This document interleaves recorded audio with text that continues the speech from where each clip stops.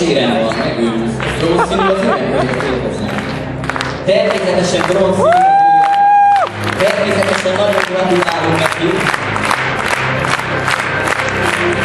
Ők tehát a Junior Divízió harmadik helyezettjei. Meg egy nagy tapsmeghajlás! Köszönjük szépen! Gyertek ide ki a színpad oldalára.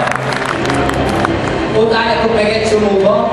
Kis feszültség után már is szólítom a divízió második helyezettjét. Ebből talán ki fog derülni az első is. Második helyen tehát a Black Pepper!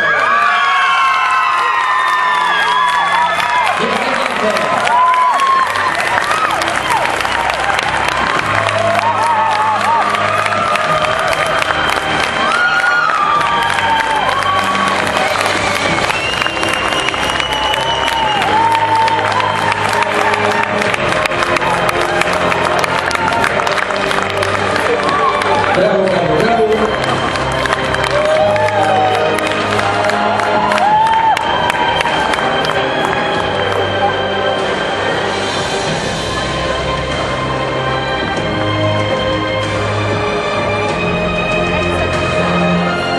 Ők tehát a második helyezett